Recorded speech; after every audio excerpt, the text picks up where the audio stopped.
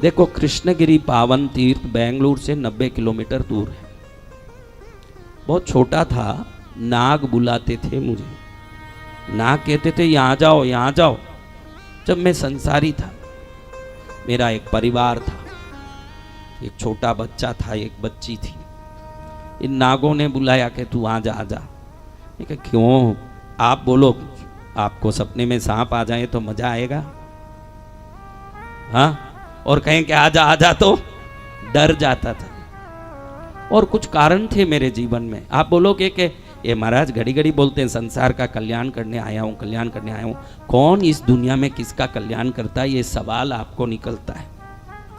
मेरी माँ मुझे जन्म देने वाली, उनकी शादी हुई उसी दिन कुएं के पास दातुन करने गई। उस कुएं का दीवार नहीं था, उस जमाने में ऐसे ही कुएं होते थे जिसके दीवार नहीं होते थे, सीधा खड्डा ही होता था।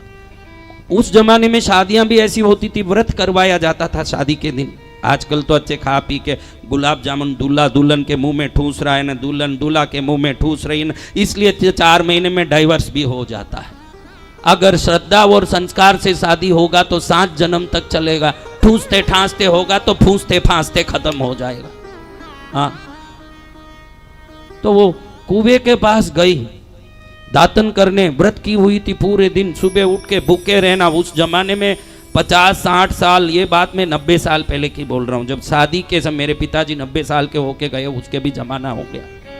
तो उस जमाने में पूरे दिन भूखे रहना पड़ता था। भूखे चकराती हुई दातन करने गई, कुएं में गिर गई, 32 दांत गिर गए। शादी के पहले दिन ही सिर फूट गया, पागल हो गई, मेंटल हॉस्पिटल में ले गए। मेरे पिताजी बहुत बड़े व्यापारी थे, लोगों ने कहा एक दिन भी इसके साथ नहीं रहा तो इसको क्या पकड़ना, इसको छोड़ो, दूसरी शादी कर लो। मेरे पिताजी ने कहा जिसका हाथ पकड़ा मरूंगा तो भी उसके साथ ही रहूंगा, और एक से नहीं पकड़ूंगा। क्योंकि उस जमाने में 90 साल पहले घर में ही 2 औरतें सरलता से रहती थी। 2 पत्नियां तो साधारण था वो जमाने में, 2 पत्नियां घर में ही रहती थी, 2 पत्नी 3 पत्नी वो जमाने में रिवाज ही था। मेरे पिताजी ने मना किया। उस पागल स्त्री को पत्नी के रूप में, मैं अपनी माँ को ऐसा नहीं बोलना, आपको कहानी के हिसाब से बोल रहा हूँ, उसको घर में रख के बड़ा किया। दातुन नहीं करती थी, खाती नहीं थी, बैठी रहती थी, नंगी दौड़ती थी, गाली बोलती थी। वैसे हम 6 बच्चे पैदा हुए, मैं छठा। मैंने मेरी माँ को कभी अच्छे हालत में देखा ही नहीं, दूध भी बाजार की पी। ऐसे पिताजी ने सोचा कि भाई इन बच्चों को कैसे भी पार लगा दूं। व्यापारी थे बहुत बड़े, इंग्लैंड से उस समय में कॉपर इंपोर्ट होता था, कॉपर का इंपोर्टिंग लाइसेंस। इंडिया में कॉपर जब निकाला नहीं जाता था, ताम्र की खदानें अभी बनी हैं भारत में, जब फॉरेन से आता। आपको बता दूं कि मेरे संसारिक पिताजी भारत में दूसरे नंबर के कॉपर इंपोर्टिंग लाइसेंसी के उद्योगपति थे। हम जब खेलने जाते थे तो गड़ौन में बड़े बड़े बोरे रहते थे, बाहर सिक्योरिटी बोलता इसके अंदर नहीं खेलना, बाहर जाओ। तब मेरा आज से 50 साल पहले की बात कह रहा हूँ, तब मैं सोचता कि इसमें क्यों नहीं खेलना। थोड़ा बड़ा हुआ तो मालूम पड़ा कि उन सब गड़ौनों में बड़े बड़े 100 के गड्डियों के बोरे भरे हुए हैं। ऐसे मेरे पिताजी थे, उनका व्यापार इस प्रकार का था। अपनी बच्ची को एक अच्छी जगह देना, जल्दी देने की चिंता में 15 दिन में सगाई करके, शादी करके, बहुत बड़े पैमाने में 3.5 किलो सोना, 100 किलो चांदी, 100 चांदी की जरी की चुनरियां दे के शादी करवाई। 15वें दिन उस आदमी ने मेरी बहन को आग लगा के मार दिया। पहला धक्का तो मुझे ये लगा, माँ तो पागल थी, जिस बहन को मैं बहुत प्यार करता था मेरे सामने ही वो मरी। उसके बाद मैंने देखा कि मेरा एक भाई था, वो ससुराल गया। मेरे पिताजी ने सोचा कि हम किसी पैसे वाले के घर में बेटी देंगे तो मुश्किल पड़ गया, तो किसी गरीब बहू को लाऊंगा तो घर में अच्छा काम करेगी। मेरे भाई के लिए किसी गरीब घर से एक बेटी लेके आए बहू बना के। उन लोगों ने देखा कि ये बहुत बड़ा पैसे वाला घर है, तो जमाई को फुसला फुसला के, यानी मेरे भाई को फुसला फुसला के खूब धन अपने घर मंगाने लगे। फिर उनको लगा कि एक दिन मालूम पड़ जाएगा तो मेरे पिताजी जरूर इसका खबर ले लेंगे। इसलिए एक बार मेरा भाई ससुराल गया था तो पूरा धन को अपनी जगह पर हड़पने के चक्कर में इन लोगों ने उधर ही ससुराल में ही मेरे भाई को जहर दे के मार दिया। समझा? ऐसे कोई साधु बनते, साधु कोई रोटी के लिए नहीं बनते भाई। साधु ऐसे कोई आपके दुनियादारी के चक्कर के लिए नहीं बनते। कोई कथा करके फीस मांगने वाले साधु नहीं है। वो तो कथा कर रहे हैं, उनका व्यवसाय है, करना चाहिए और धर्म का प्रचार होना चाहिए। लेकिन साधु कैसे बनते, मैं एक उदाहरण बता रहा हूँ। मेरे जैसे हजारों साधु जो भारत में रहते हैं, वो सब इसी त्याग भावना से साधु बने। उनका सम्मान करना सीखो आप, मैं ये आपको समझा रहा हूँ। हाँ, साधुओं का सम्मान करना सीखो। आज 4 साल से यहाँ आता हूँ। किसी में इंदौर में किसी का फ़ोन नंबर लिया हूँ तो, कभी किसी का कांटेक्ट नंबर लिया हूँ तो, तू कैसा है भाई, इतना भी किसी से मैंने बात किया हो तो, किसी से कोई लेना देना नहीं है। मैंने सोच लिया है कि जो दुख मैंने देखा दुनिया देखना नहीं चाहिए। जय जय गुरुदेव। इसके बाद ये घटना हुई। मेरी छोटी बहन एक ही थी। वो बड़ी बहन के जलते बड़े भाई को मरते देख के पागल हो गई, और वो पागल होके नंगी गली गुच्चों में भागने लगी। कपड़ा पहना हो तो पहनती नहीं थी। अब इस नंगी वो बड़ी हुई, एकदम स्तन बड़े हो गए, शरीर बड़े हो गए, उसको कहाँ नंगे भागने दें। छोटी बच्ची हो तो बात अलग। इसको कमरे में बंद करके रखा जाने लगा, क्योंकि कोई मेंटल हॉस्पिटल का ट्रीटमेंट कुछ उस पर असर नहीं किया। अंदर पढ़ते पढ़ते उसको मोमबत्ती की तरह गल के मरते मैंने अपने आंखों से देखा। और इतना कांड हुआ तो माँ भी मर गई, मेरी पागल माँ। और एक बाप बचे थे, वो बाप भी सूर्यास्त के पहले भोजन करने वाले जैन परिवार से थे। तो बेंगलुरु जाके वापस आ रहे थे, सूर्यास्त हो रहा था, सोचा कि पहले ही भोजन कर लो। बस में रास्ते से उतरने लगे, धोती अटक गई उतरते समय, और पैर आंख कान सब चले गए। ध्यान रखना, इस संसार में सुख भी पुण्य से आता है, समृद्धि भी पुण्य से आता है। उसके बाद मुझे नाग बुलाने लगे कि तू आ या। फिर एक दिन एक देवी, देखो हम लोग, वैसे मैं जन्म से एक स्थानकवासी परिवार का हूँ जो देवी देवता को मानते नहीं हैं। हम लोग देवी देवता को मानने वाले नहीं हैं, हम किसी को नहीं मानते, आत्म साधना वाले, परंपरा वाले। एक देवी मुझे बोल रही है कि तू इस जगह पर आ, तेरा घर को मैंने ही उजाड़ा है, क्योंकि उस घर को नहीं उजाड़ते तो तू विश्व संत नहीं बनता। तुझे संत बनना है, दुनिया का कल्याण करना है, 4 लोगों के लिए नहीं 100 करोड़ लोगों का भला करना है तुझे। तू पाताल लोक से आया है, तुझे यहाँ क्या काम है? तू पिछले जन्म में जो साधना किया उसको जानता नहीं है? जा विंध्याचल, वहां शंकर की साधना किया हुआ बड़ा अघोर साधक है तू।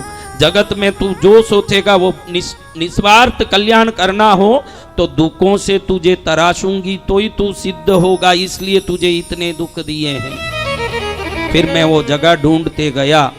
माँ को एक दिन पूछा कि माँ ये कैसे मिलेगा जगह? माँ ने बोला 2 सांप तेरे आगे आगे चलेंगे प्रत्यक्ष।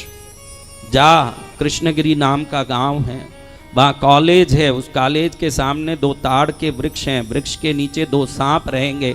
जैसे कोई आगंतुक का, मेहमानों का कोई आदमी मार्गदर्शन करता हो, वैसे सांप तुझे मार्गदर्शन करेंगे।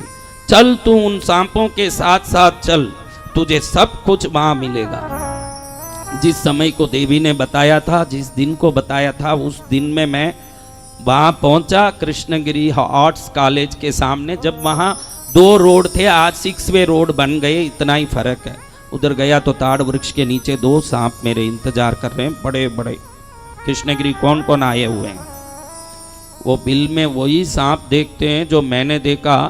और माँ ने बताया कि ये सांप 300 वर्षों से वहीं निवास कर रहे हैं। वो अपनी मणि निकाल के रखते हैं, रात में प्रकाश होता है। उन सर्पों के पास में गया तो वो मुझे अंदर लेके जंगल में गए, रोड से अंदर गया, देखा बहुत बड़ा जंगली नुमा जगह, कांटेदार वृक्षों।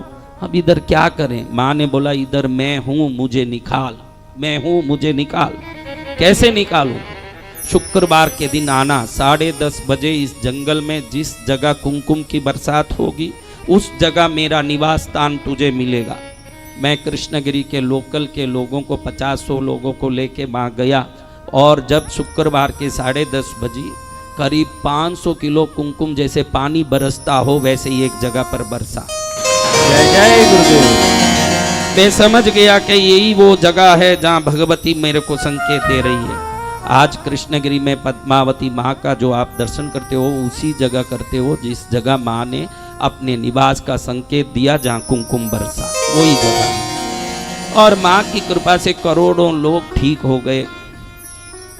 आप सबका पुण्य है कि ऐसे कृष्णगिरी जैसे तीर्थ आज भी धर्म को प्रज्वलित करने वाला है। पहले मैं सोचता था कि मैं जैन धर्म में जन्मा हूँ, मैं जैन हूँ। फिर माँ ने कहा बेटा तेरा धर्म तेरी आस्था अपने तक रख। मैं पद्मावती सनातन में दुर्गा सप्तशती के 6ठे अध्याय की देवी हूँ। मैं ही जैनों में 23वें तीर्थंकर पार्श्वनाथ की अधिष्ठायिका भी हूँ। मैं ही बौद्धों में तारा हूँ, कौलिकों में वज्रा हूँ और शैवों में गायत्री हूँ और मैं ही शंकराचार्यों में भारती हूँ। मैं सब कुछ मैं ही हूँ। मेरी सेवा करना हो तो तुझे अपनी धर्म की आस्था छोड़नी पड़ेगी, जन जन का भला करना पड़ेगा।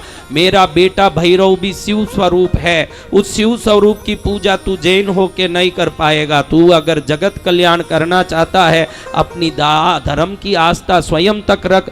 लोक कल्याण के लिए सबका भला करने सर्वधर्म को तू अपने जीवन का लक्ष्य बना।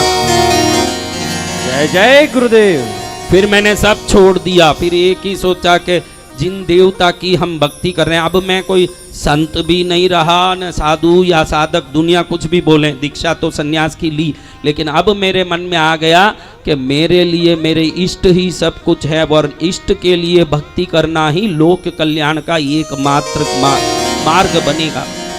करोड़ों लोग कृष्णगिरी आके तिर गए। आप तो क्या चीज हो, उधर आके देखो कैसे कैसे लोग आते हैं और उसी क्षण ठीक होके जाते हैं। कैसे कैसे दुखी आते हैं उसी क्षण ठीक होते हैं। इसी कड़ी में हमने अभी आ रही है इंदौर से बहुत नजदीक है नीमच गांव। कौन सा गांव? नीमच। रतलाम के पास नीमच है क्या बहन? तो इस बार हम कार्तिक पूर्णिमा से अष्टमी तक, क्योंकि मैंने देखा है कि भैरव ऐसे ताकतवर देव हैं, कैसा भी संकट हो, कैसा भी दुख हो, आप जो पाना चाहते हो वो धन वैभव हो, सब कुछ देने के लिए अगर कोई परस्पर परापर शक्ति हो तो वो भैरवनाथ की शक्ति है। आप बोलोगे ऐसे कैसे भाई, आपको पता लग गया? माँ ने आदेश दिया था जा काशी के मसान में साधना करके मेरे बेटे को रिझा के आ, फिर मेरा दर्शन होगा।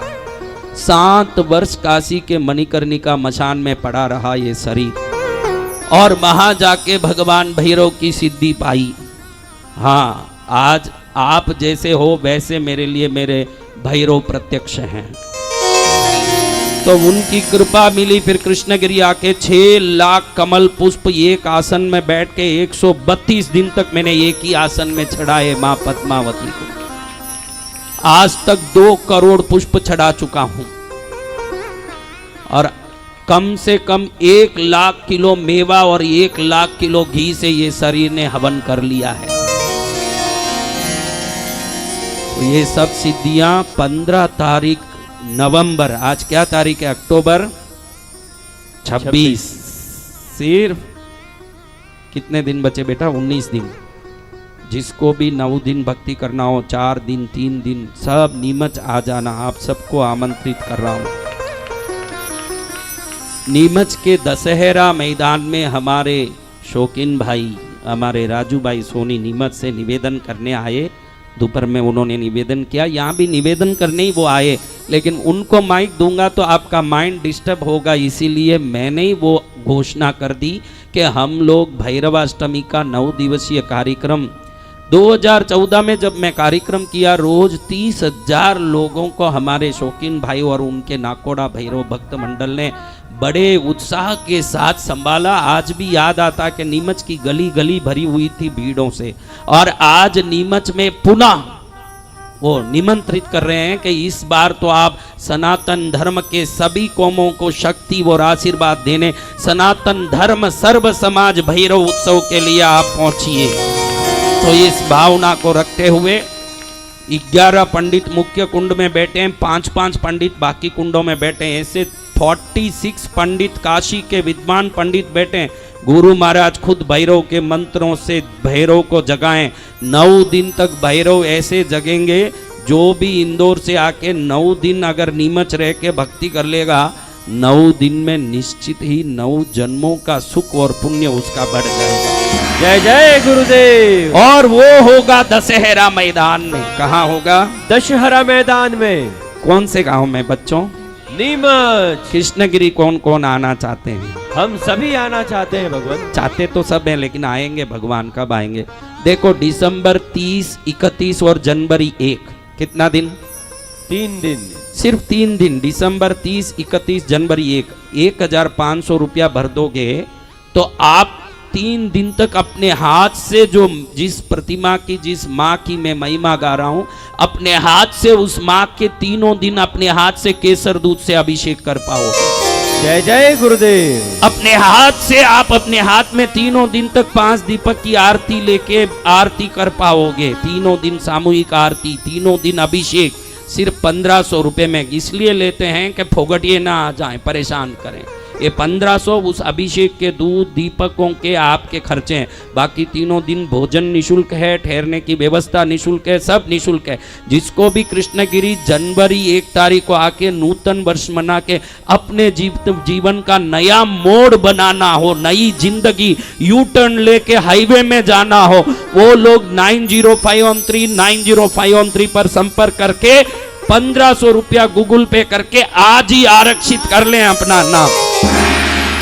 कहां जाना? कृष्णगिरी। मने जाऊ छे कृष्णगिरी धाम रे, दुनियादारी